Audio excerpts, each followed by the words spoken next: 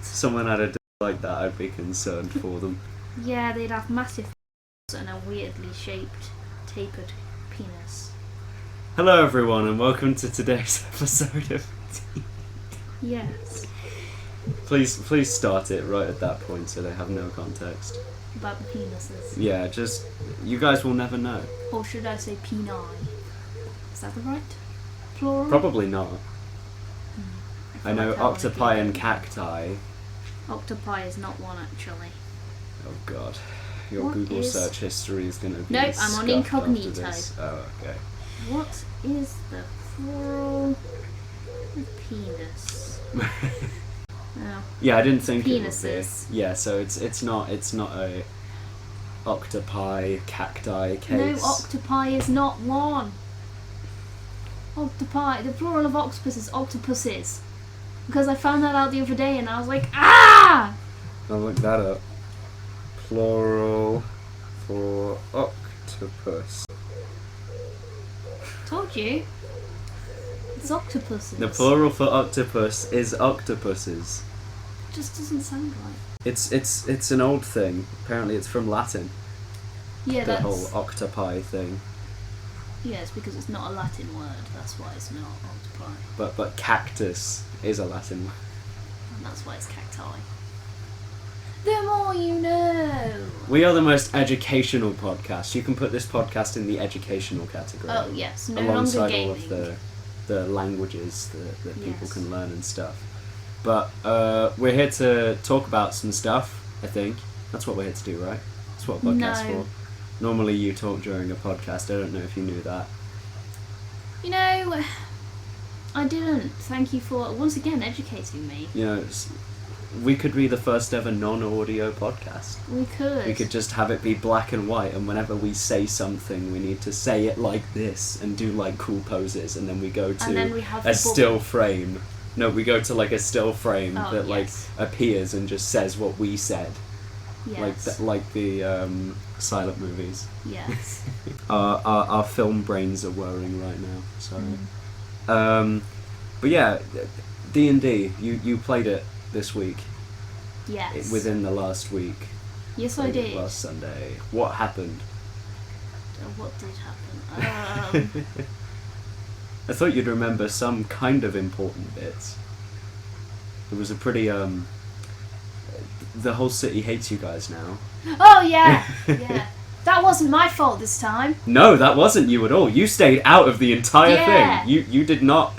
Yeah, I did my bit. I was just going to do the hold monster on the ogre so we could just hold him out of the way and get in there, and then he wouldn't be able to follow us in because we'd shut Yeah, it. you were for once just thinking maybe we don't just kill him in cold blood, but then Yeah. Ash had other ideas. Yeah, I know she's playing up her character, but that made things so much worse. yeah. Some context. My party had learned of like some secret hideout places in a taken over city that they could perhaps use to their own benefit and something, and they wanted to go to the first place, which is apparently like a bar, and there was one dude there that said, oh, bar doesn't really exist anymore, sorry. Obviously lying. And he wasn't really budging because charisma checks weren't working and stuff like that, so you hold monstered the orc block in the way or something, and Yeah. began to walk, but he managed to save after a bit somehow with his plus nothing, Yeah, and 'cause your I was DC like, 19. huh? And Yeah. then I did it again, and it Yeah. worked for a bit longer that time until Ash. Which Killed him. Ash used as an opportunity to lop his head off Yeah. publicly, and then no one moved the body, and Yeah. a decapitated orc was just, out there, the head just kind of, rolled down the stairs a bit into the street, Yeah. Now, no one actually saw it since the area was isolated, but what happened from there is they went down into said bar, people were a little suspicious but left it alone, and you guys literally made deals with the devil. Yeah, Down there. I did not. You didn't. I deliberately said, absolutely not, I'm having none of this. Yeah. Yeah. Ryan's character is now doomed to eternal suffering in hell. Yeah. But in exchange they got a bunch of cool magic items and the help of two very powerful fiends. I'll take my magic items from the dragon said I could have rather than the thing that the devil. You're having a staff of power. Albino spider. I don't see it. It's on the cable. It was moving, but now it's stopped. Oh, cool. It's an albino spider. Never seen an albino spider before. I didn't know they existed. Look, if you shake the thing, you'll see it. Or if you don't, because... Shake what thing? The cable. This one? Yeah, it's on there, you see it? It's on that one, the closer one. Yeah. Awesome. Well, it's not doing anything, so it can be chill. You guys know that I love spiders. Ooh, the Castellantis villa. That's a spider! Fuck! Mm-hmm. As long as they're not in close proximity, it's fine. It's not like a phobia or anything, it's just... Maybe I should insert the clip of you screaming. But that's an old one. Yeah. Good year ago. Hey, if you want to see the still image of my suffering, and also in GIF form, that's actually the profile picture of the entire Discord server. Just a GIF of me screaming in fear of a spider. Yes. What were we talking about? The party made deals with the devil except you, yes. because you already had a staff of bloody power. That is way more than enough. Yeah, and I had the ring of animal friendship, so I was like, that's it. So I was like, you know what, the dragon set me up here, I don't need any of this from the devil man. I got 2 items from the dragon, everyone else got 1 or nothing. I'm fine. Yeah, I'm like, nobody else wanted any of this / could use it, I will make the most. Thank you, dragon. And then everyone else made deals with the devil, so I was like, no thanks. The dragon treated me better. Yeah, because it was deceased. Yeah, it was dead. They went into like a dragon's lair, but the dragon was already dead. Fun fact, those mice and rats that were outside it could have actually been able to speak by themselves if the dragon was alive. That's one of its lair effects. Little rodents and creatures all around start speaking draconic. I would have started... Oh, if they... I thought you meant to be common. No. I was going to say, I would have started talking to them and then got so confused when they replied back in common and everyone else could understand. I'd be like, what? No, it was just draconic because obviously dragon. Yes. But like, yeah. So the dragon is copying my moves of talking to rodents. The dragon could actually have become a rodent. That's pretty funny. Yeah, some more strong, like, good dragons can shape change themselves into either humanoids or beasts. And beasts can mean little rats. So, like, bronze dragons can become, like, fish or something and just go through, like, shipwrecks and stuff. Nice. So, I just love good dragons so much. They're so cool. But yeah, Ryan's character's doomed to eternal servitude in hell. The other 2 are fine, but that was the cost. Yeah. Because he was basically like, listen, I've got a lot of stuff here, and it costs a lot of money that you probably don't have, so here's 25,000 golds. No strings attached. Even though there were totally strings attached and everyone knew it, but... Yeah. That simple first level spell. Yeah. Illusory script. But yeah, they made a deal with a Rakshasa in exchange for some help. So that was interesting. And then on the way out of the bar, everyone had went missing because one person was like, okay, I don't know how those people got in here. I'm gonna go talk to the guy upstairs. And then they just find him beheaded on the floor. It's like, yeah, so basically during that entire, like, it was a good 20-25 minute conversation that you were guys having, so they had more than enough time to do this. If you walked in, said a few words and then left, that wouldn't have happened. But since it took a while, it did. And the entire populace all ran because of that orc bartender fearmongering the shit out of you guys. Yeah. And making you all seem evil. It was a good job I made us all invisible, though, when I saw things were a bit sketchy. I was like, this is too sketchy for me. You having invisibility and being that exact warlock level to get everyone is so useful. Yeah. It's a good job James wasn't there, otherwise we'd be... No, he has actually, invisibility. yeah, he has invisibility. Yeah. That's true. 2 warlocks. Yeah. But yeah, they basically saw that and were like, okay, these people are dangerous, I need to let the townsfolk know.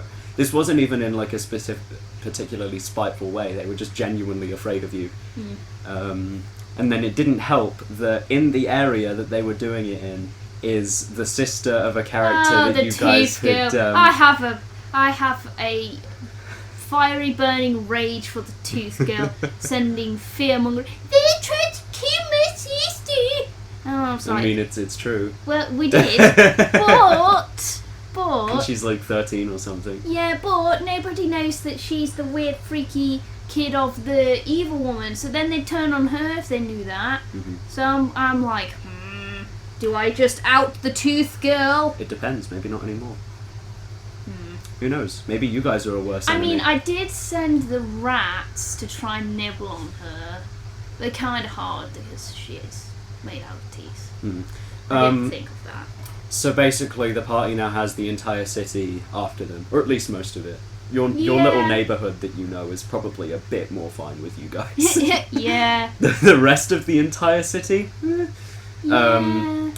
But yeah, they've been going around, they've been helping out a lot, but a couple of actions that they did that were a bit freaking wild have resulted in people not liking them. They made a fair point. This is a domain of dread, ruled by a person that makes everyone's lives hell, but she doesn't actually kill any of them, because no one breaks the laws and stuff.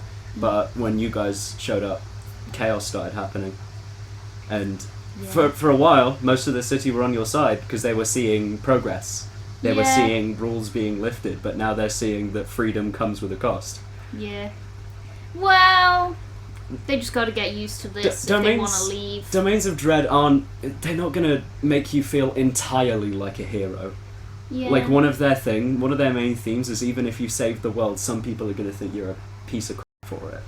Yeah, well, at this point, we don't care about the people, we just want to leave. Yeah, that's fair. They can, for cloak scenes, as long as the rats like him, it's fine. You've got your rat network built up. Yeah. If you kill the villain or something, you could become the next ruler and have everyone banished and just have rats. Yes. Have a rat kingdom. Honestly, your archfey patron would be so proud. Yes. But yeah, that all happened, and it was very interesting. And you guys right now are in like hidden monastery, just chilling. And I'm liking the vibe. It's getting close to the final fight, but you aren't exactly going to get your uprising anymore. Yeah, that kind of got scuppered, but it's fine. Yeah. I will just teach the rats Eldritch Blast. You'll teach the rats war tactics. Charge. Yeah. It's not out of the question. You know, in Waterdeep Dragon Heist, if you're a member of one of the factions in the final fight, 3 swarms of rats come and help you. So I could do something like that. That would be really funny. All of you've like commanded all the rats to just hide in all of her little... Because in her palace, you've actually seen there's a bunch of little like rat holes. Yeah. They could all hide in there. Didn't Ash's character get turned into a rat? Yeah, and hit in one for Yeah. like 2 rounds. Yeah. That game's fun. We're nearing the end now. You have creatures that are higher CR than the final bad guy on your side now. Yeah. But it costed a lot. Yeah, it did. Safe to say, Ryan probably won't reuse the character again as a result. No. But Damned to hell. I played in a game. Just Curse of Strahd. The other ones are semi on hold because adults be adults. But I do be playing in Strahd right now, and it's awesome. Not much to report. We're just chugging along. Well, actually, there is a bit to report. We ended last session on a almost certain beginning of a TPK. Ooh. Remember, what was it, in our first campaign, when you guys first went to fight the evil lich, and you had a Planetar ally with you, one rank below that's what we're fighting, at level 5. It's a Deva, Lord. to my memory they're CR 9 or 10 or something. Oh Lord. Currently I'm the only one in melee. Oh Lord. Hold Hold on, aren't you a bard, or is that a different campaign? No, that's a different one. I'm a paladin. Ah, okay. Makes more So sense. I'm both better off and worse off because my divine smite probably won't work on it because it's a celestial, and they also have a flash golem with them. One of the things that were with the hag. Remember that in the tree. So that was. It's gonna be. I'm gonna die. Yep. I'm very aware of it. Better but start rolling a new character. I already have. Ah, good. You're prepared. literally, right after the frickin' session, me and James were basically on a spiritual connection level where we were both just waiting for everyone to leave. And when Rob was like the last one to leave, I just went like, "I'm so sorry." And he's like, "It's fine. You got a new character idea." Because I know a lot about the module, so I know exactly what we're fighting, and it's like, it's the abbot. We're fighting the abbot because we saw the abbot do some crazy shit, and my lawful good dude was like, no. But yeah, I'm probably gonna lose my boy that I've been with for almost a year at this point. But hey, Which one's this? Orson. Ah. My dude who was once a fighter. I changed it because we were starting a new thing and I could. So there's all our D&D news. Wow, we spent a lot of time talking about that. Yes. And hey, we had a lot to talk about because a lot of stuff happened Sunday. Mm. And it's likely to happen again. Yes, but not next week. I mean tomorrow. Not tomorrow, because tomorrow I'm running a level 17 one-shot. Ooh, I can tell you what's in it. Yes, because I'm not in this one. An ancient gold dragon. I looked at your message because you My said... spoiler one. You're in it. Because I said, I'm not in this Sunday game. Ha ha ha ha. You're privy to all sorts of Then information. I was like, holy shit, an ancient gold dragon? Cool. Yeah, so that's what they're fighting. Just an ancient gold dragon in their lair. Mm. And that's one of the 2 fights that they'll be in that day. So they'll be fighting that thing first, that's CR 25 or something, which is fine because they're level 17 and have legendary magic items each. And then the second encounter will be them with the resources that they just spent fighting each other in either a free-for-all or teams of 2, which there's only 5 of them, but there's an NPC there that if they want to do 3 teams of 2, one of them could yoink them. Mm-hmm. So that's the idea. It's kind of a setup of one of my like just a bunch of NPCs really. Let's go on to a question from Ash, Okay. one of our players. Is this one we didn't answer? This is the one that we would have answered in the podcast last week, but unfortunately did not. If you want to submit your own questions to this, by the way, you can go ahead and join our Discord below, where there's an ideas for videos section that you can put a T&D question in, and we'll definitely answer it at some point. Label it T&D though for sure, so we know. Yeah, because if you just go in there and like ask favorite pizza, Yeah. I don't know where that's supposed to go, and frankly, I don't know if you were trying to just go into general. Yeah. But hey, what are your top tips for first-time D&D players? So you don't really have any, probably. You might. I don't know. You've been a first-time D&D player I before, have. so you've got some contribution to this now that I think about it. Well, everyone's been a first-time D&D player at some point. Not me. I started as a DM. Yeah, So- but you've still been a first-time D&D player before. I suppose. Yeah. You have to have been. What was your experience like at the start, and what do you wish you'd known? I was very scared. Mm-hmm.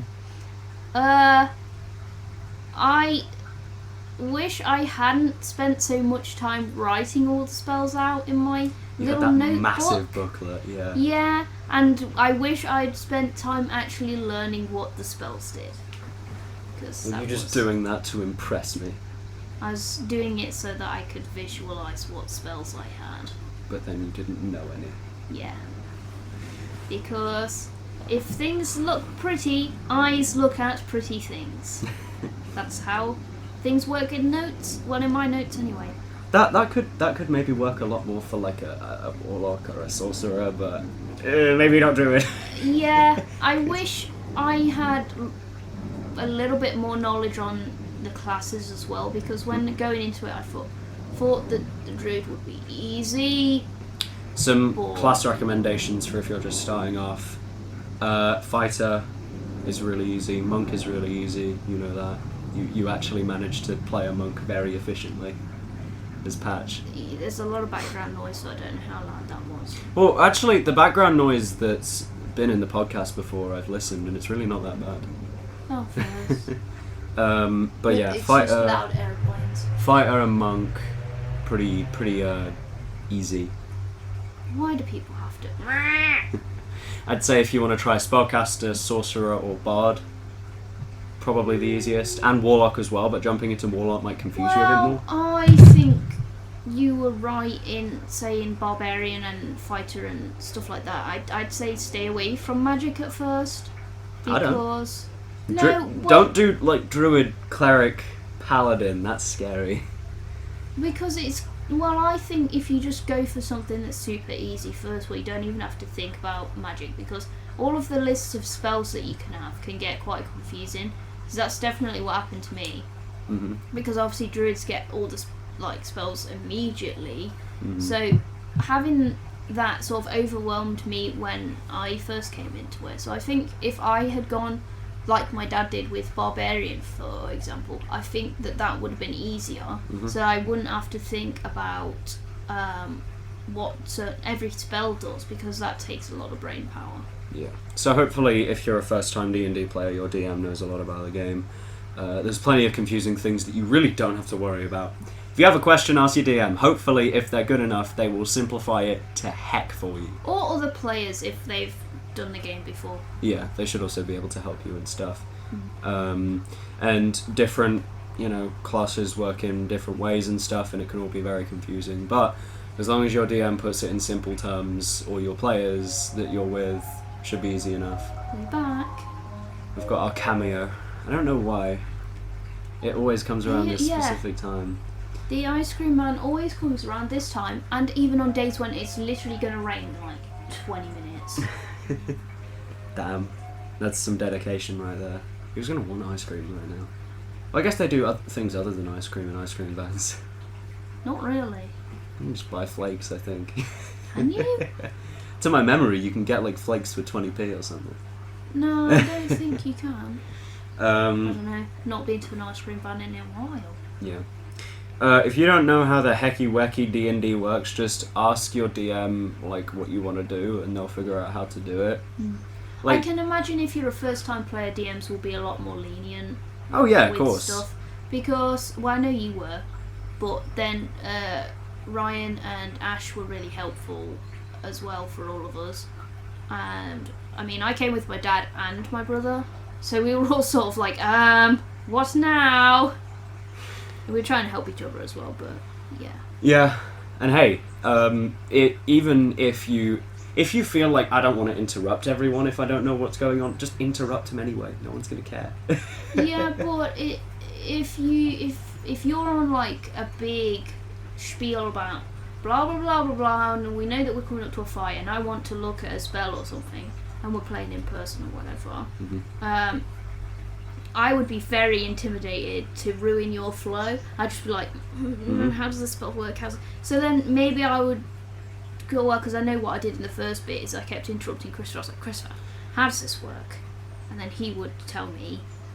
But if you don't have anyone like your brother or your dad there to interrupt, maybe ask like the player that you're closest to, I guess. Just be like, excuse me, I don't quite understand this.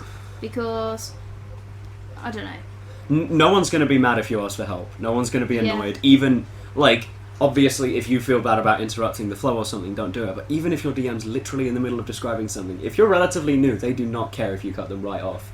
I could imagine they might. Well, most wouldn't, I don't think. Like, depends who your DM is, I guess. Yeah, like, if they're in the middle of some very important spiel, sure. Find a gap in their talking, maybe, like, or something. If they pause or something. Better idea, yeah.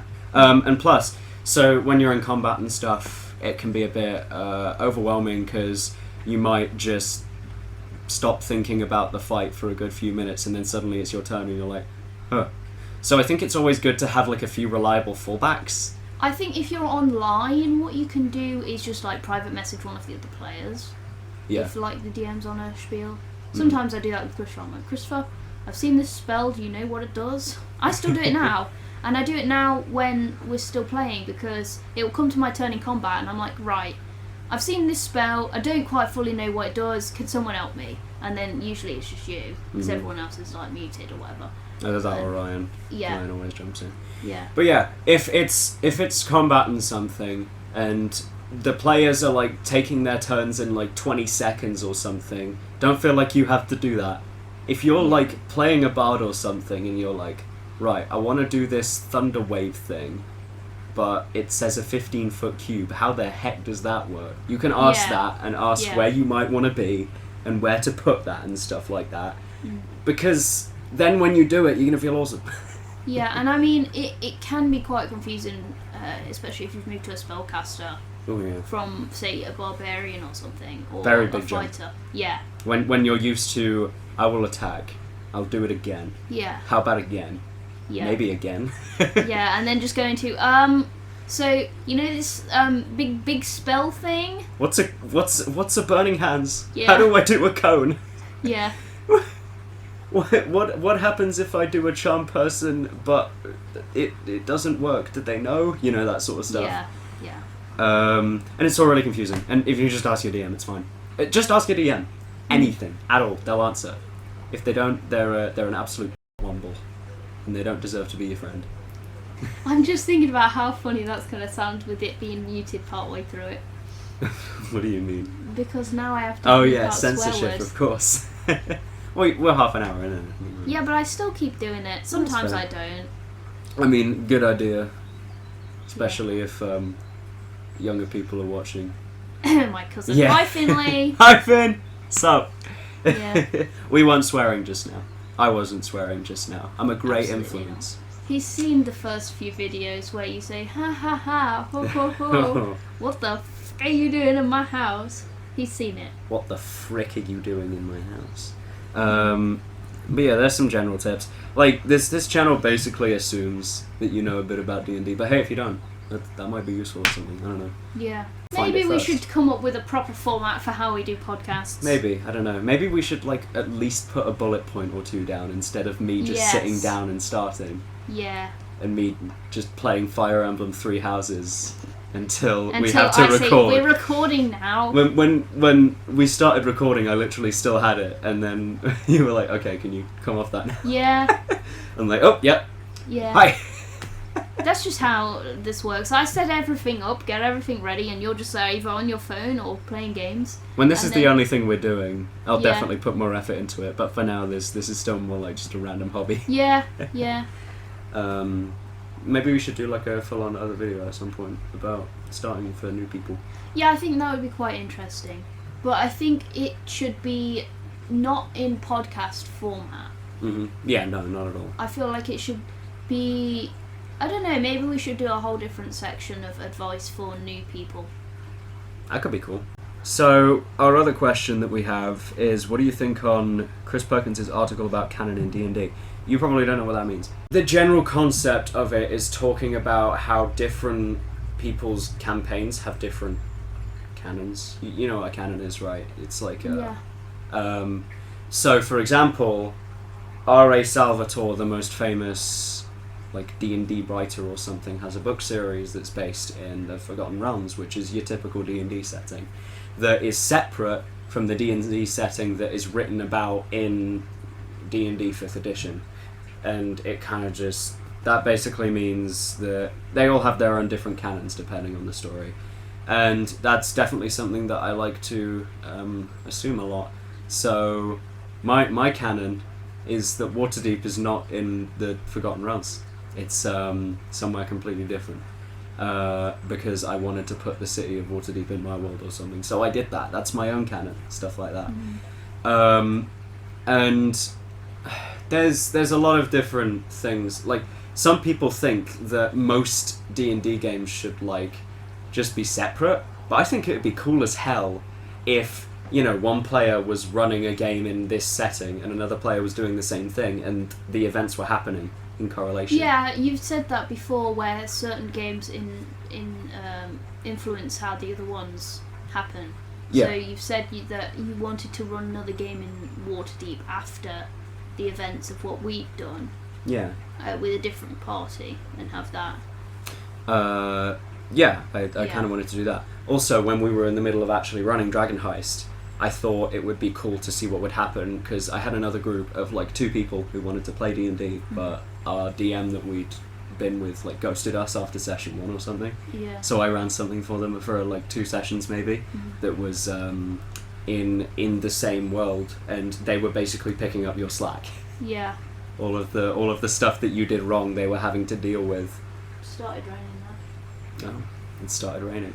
But yeah, they were both in the same canon. Whereas I have also done another Dragon Heist game that was entirely separate from all of that and never happened. Yeah.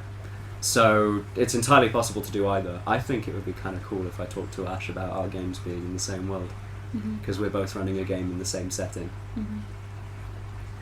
Ash, hit me up. That could be pretty cool. Yes. Oh, that would be cool. What if my character becomes frickin' ruler of Waterdeep or something, and then I get to use him for mine? Yeah. Woo! That would be pretty cool. Yeah, that's his entire goal.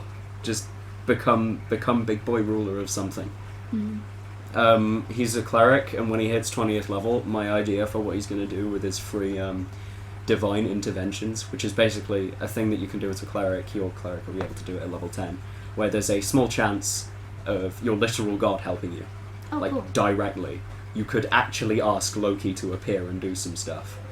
When he's able to do that, I think I'm going to ask for him, because he's a cleric of Gond, which is like the god of creation and making stuff and gadgets and stuff like that, to make all of the buildings in Waterdeep alive. Ooh. So that they can, if it's getting invaded or something, come to life and punch the heck out of anything that's invading. That could be cool. Yeah. I don't know. It's just a fun idea, and I think if that actually happens, I'd really want to do that in my like sessions where they meet me. It'll feel awesome. But yeah, you can have canons together with games, like, so what that Wildmount thing that we did for, it only lasted about 10 sessions due to a mostly TPK. That was, I put the continent of Wildmount on my homebrew world where you guys had done Dragon Heist stuff before. And I was thinking at some point, if I wanted a decent enough threat and I couldn't come up with any ideas, I could pull Akrol out and have him be the bad guy. Yeah. Akrol is my most difficult bad guy I've ever used. He was CR30, big old dragon. Adult black dragon. I thought So, he was yeah. green, or was that just because he was like poisoned or something? It was acid that it was his thing. Everyone pictures acid as green, which I used to do, but I've managed to get that thought out of my mind, because acid in fact mostly just looks like water. Yeah. But yeah, I want to use him again at some point. I think it'd be pretty awesome if your level 3 party were to... Yeah, we would all die. I'm messing. I have a new villain coming up that's harder than him. Ah, lovely. Spoiler alert for my Thursday Band of the Silver Lion group, because I'm about to spoil the villain. Their entire adventure is trying to stop the avatar of a god coming back. It's Grumsh, god of the orcs. His rage feature doesn't give him resistance to any damage and stuff. It just means that while he's raging, if you deal anything less than 25 damage to him with one attack, it doesn't go through. Ah. So you need to deal 25 damage or more on every attack for it to matter. Yeesh. And he has 850 health Jesus. and 34 strength. So he has plus 12 to strength. His strength saving throw can potentially be a 40. Without a crit. Jeez. So he isn't exactly meant to be fought. Like, the entire objective is stopping him from happening, and if he does, they have a major issue on their hands. There are a way to solve it. That I have a like legendary artifact in the world that I've built that when you attack him with it cancels out that damage thing. So whatever damage you do, it works for like that round as long as you've hit him or something. So that helps. Oh, he also has like that intimidating presence thing that dragons have, where you look at them and then you get scared. But it's like a mile or something. Because he's a god. Jesus. But yeah, very excited to use him. On you. At level 3. That's what I'm going to do. It's your first encounter. Yep. Death. It's you guys that have to solve it. Your cool character that you have? No, you don't. Yeah. I'll just hide in the bag. Yeah, exactly. Not a bad idea. What if he joins you? What if he jumps in the bag? Because he is just kind of orc-sized. Then I would myself. Oh, I think he also has like a movement speed of 60 feet, just to make things worse. Jeez. I basically built him as what if a level 30 barbarian existed. Jeez. That was my idea, so I thought, why not get even faster? Because monks at the end of the game can have 60 movement speed without any other bonuses if they're level 20 or something. They're crazy. I know because I built a level 20 monk for that Sunday game. And it's awesome. And they might be able to use it or something. I don't know. But yeah, that's all the questions because we got 2. We actually technically got none because we just never got around to those 2 in the last episode. Yeah. Do better. No, well, we didn't ask, so we can't say do better if we didn't ask. Yeah, we can. We technically can if we want. Do better. If you have any suggestions, join the Discord or you can comment. We'll try and answer them all. Also, I can actually see all the notifications for comments now, so I can answer them. Ah, fine. Factory resetting my phone seems to have done that. Nice. So I will be more active with the comments, I think, maybe, hopefully, probably not. I don't trust myself, Yeah. frankly. I mean, sometimes I still have to say, look, you have comments, please answer them. Yeah, you do. Big shame, big sad. I've been off my college for quite a while, and I've been just playing a buttload of games, just non-stop. Been doing a few different things. I've started trying to get into Pokemon competitively. Yeah. I played a bit this morning. I played 5 ranked games and I won all 5. Because I have some dumb team that's awesome as hell, and I love it. But I've been doing that, and then I also recently got Fire Emblem, and all of these things have each been inspiring me to want to do different things. Like, I want to do something inspired from Pokemon, which is just fun, low stakes arena stuff. And then I also want to do stuff from Fire Emblem, which is I want to make a whole other RPG system. And I know that's a terrible idea, Yeah. because doing that requires a lot of time Yeah. to consider everything. But it's something that I really wanted to do. I have so many ideas, but I don't know if I want to start doing it, because then I know that I'll want to keep doing it and it will ruin my time. All of my free time will go to making this new system and then probably never playing it, because D&D 5e is comfortable. Yeah. I do want to try other systems at some point. Probably not with the Sunday group, since that's been a D&D group for ages. Yeah. But like, maybe with Thursday Gang or something, because we just do everything. But yeah, I'm loving all the free time. I've been using some of it to build out the mega dungeon that I've been slowly giving you updates on in terms of how many rooms there are. Yeah, you keep scaring me every time. There's about... I haven't updated you. I let you know there No, are please don't 41 update me. on Please floor 1. don't. There are... I know you're not saying anything because it's not coming up on the thing. There are 25 on floor 2. You're done? gonna hear that anyway. You done? Later. Yeah. Okay. You're just gonna hear that later anyway. Um, I didn't swear, so maybe you can just skip it. yeah.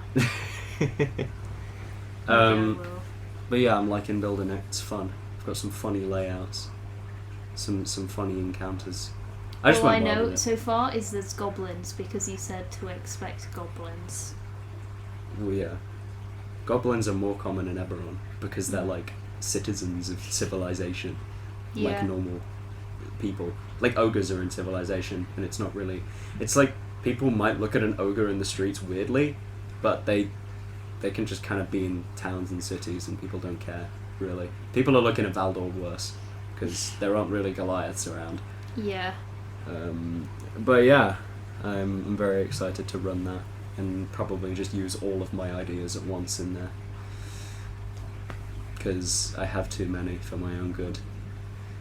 I'm too creative, suffering from success.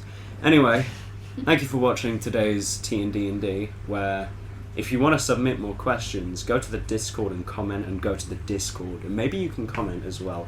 And perhaps you could go to the Discord, which you can find in the description. Or you can go into the comment section below and... Yeah, you're just on a loop. Thank you for watching. If you want to see more of this stuff, then do all the YouTube things. What are they? That's your job.